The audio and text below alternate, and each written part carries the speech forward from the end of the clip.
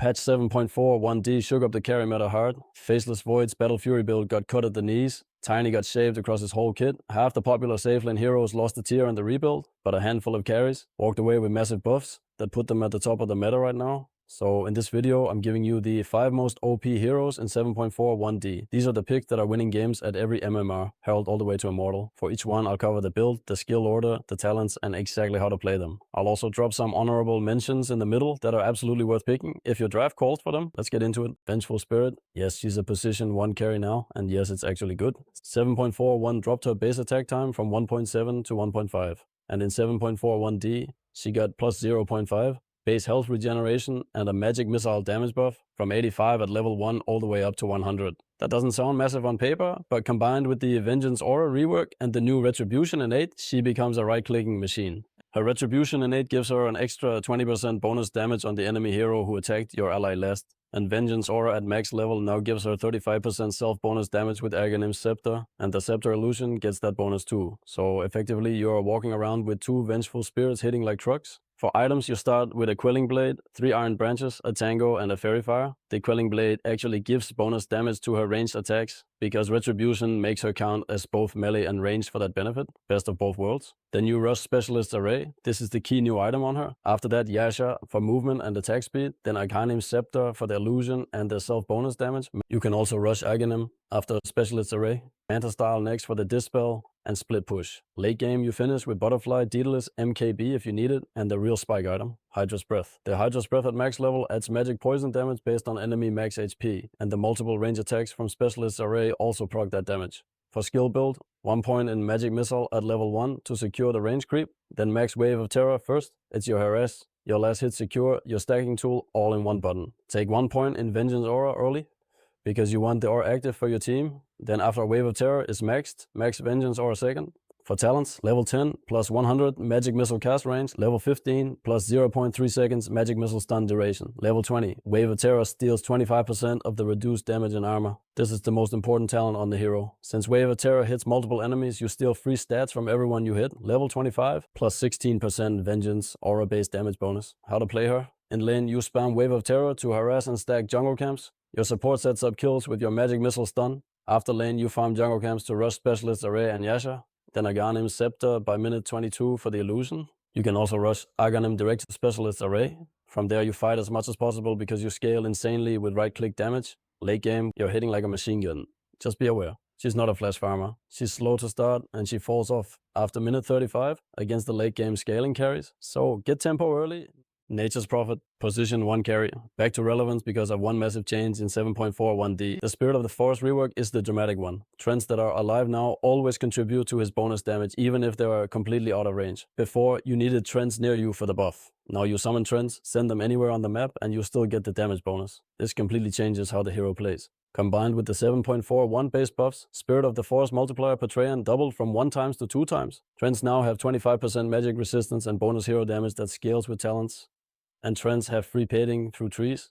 The trends are now a real combat unit, not just a meat shield. For items you'll start with Fairy Fire, Magic Wand, Iron Branch and Tango.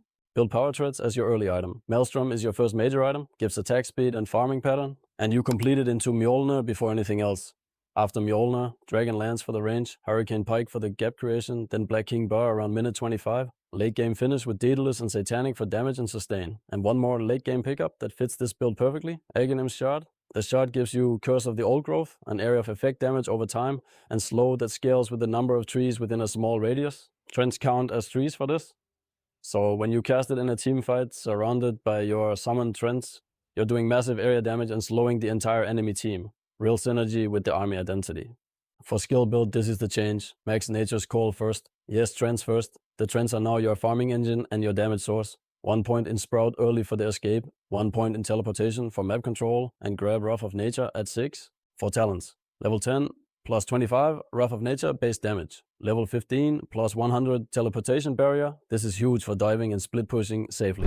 Level 20 minus 20 seconds Wrath of Nature cooldown. Level 25 remove teleportation cooldown. Global ult, global teleport. You're a nightmare to chase. How to play him? In lane, summon trends to harass the enemy carry, and last hit while you farm with right clicks. After lane, your trends farm jungle camps and push lanes while you teleport across the map. From minute 15 onwards, you're split pushing constantly, trends on one side of the map, you on the other, both generating damage on your hero. The Spirit of the Forest buff means you're at full damage no matter where you are. Once Maelstrom and Dragonlance are online, every wave you push gets you a free Mjolnir proc, and the trends finish anything that doesn't die. Late game, you push high ground with Wrath of Nature and just outscale. Necrophos.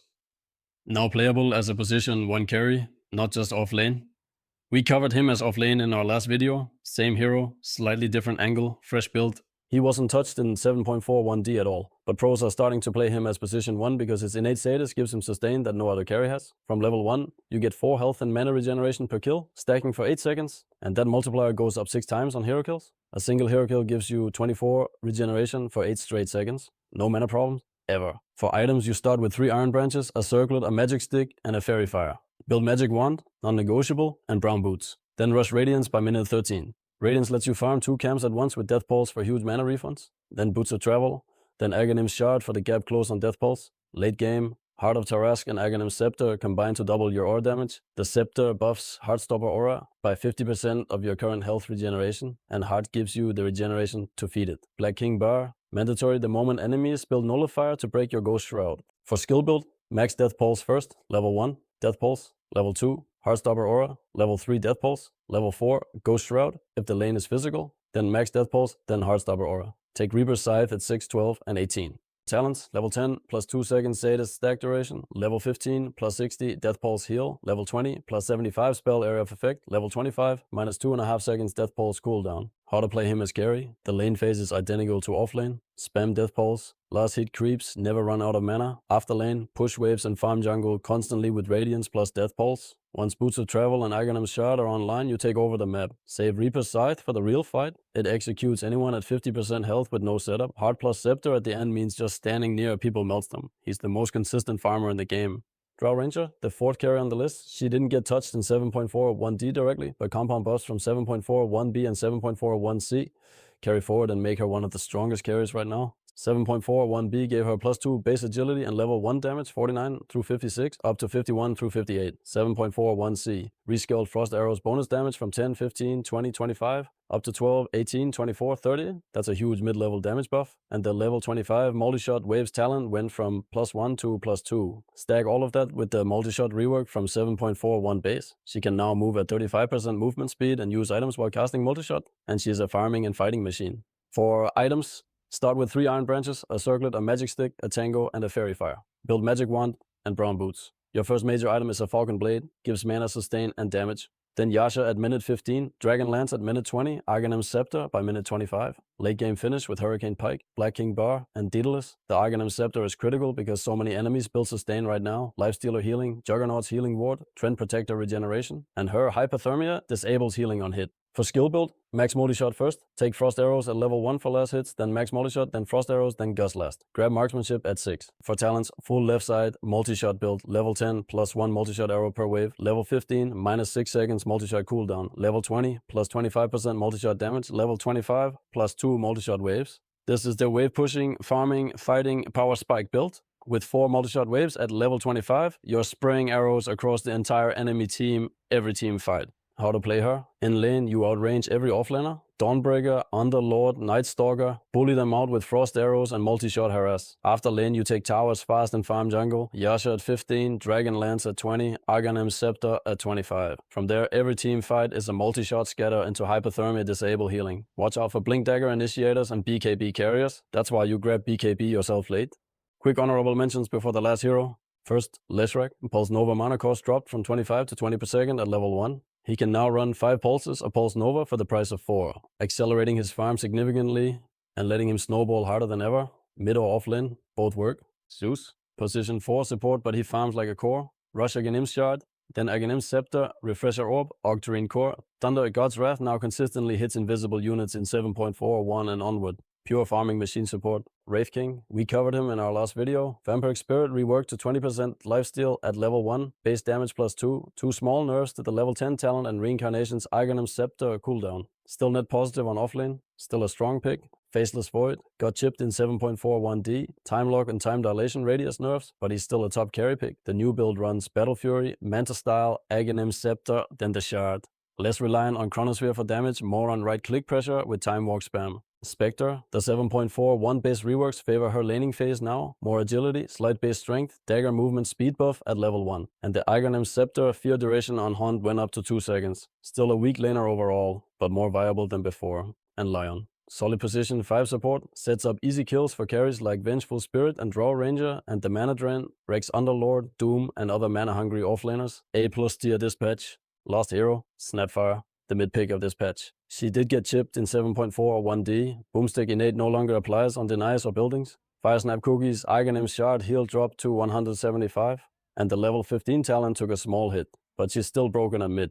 The Boomstick Innate is the reason. Snapfire deals more damage with attacks and abilities the closer she is to her target. Maximum 35% bonus at point blank range, scaling down the further away she gets. And that bonus applies to her items too. So Shiva's got Black King bar damage. Everything goes up when she's close to the enemy. Mid lane she outlevels everyone, wins trades and scales into a one-shot machine. For items, start with 3 Iron Branches, a Tango and a Fairy Fire. You can add a Circlet too if you want to build into a Bracer or Null Talisman, either mid or off lane. Add mid Rush Bottle for rune control and lane sustain. Then Blink Dagger to position for Mortimer Kisses and point blank Scatterblast. Late game Shiva's got Pierce's Black King bar and does massive area damage with Boomstick stacking on top. Finish with Refresher Orb if the game goes long. For skill build, max Scatterblast first, take Firesnap Cookie at level 2, max it second, 1 point Lil Shredder for damage, then max Lil Shredder last, after Scatterblast and Cookie are full. For talents, level 10, Scatterblast damage, level 15, Firesnap Cookie cooldown, level 20, plus 2 Firesnap Cookie charges, level 25, plus 8 Mortimer Kisses launched. The Cookie charges talent is huge because each cookie heals you with the Aghanim Shard. How to play her? In lane, abuse Boomstick by staying close to the enemy mid, your harass becomes brutal. Get to level 6 for Mortimer Kisses. After lane, rotate with Blink Dagger to gank side lanes. With Aghanim's Shard online, every fight is point blank. Scatterblast into Firesnap Cookie into Mortimer Kisses. Late game with Refresher Orb, you do this twice in a row. She's beginner friendly, no micro, just damage. That's the 5 most OP heroes in patch 7.4 1D. Vengeful Spirit, Nature's Prophet, Necrophos, Drow Ranger and Snapfire. Plus the honorable mentions, Leshrac, Zeus, Wraith King, Faceless Void, Spectre, and Lion. All of these work at every MMR from Herald to Immortal. Pick whichever fits your draft and start climbing. Drop a comment with which hero you're going to spam first. Subscribe for more patch breakdowns and pro picks. See you in the next one.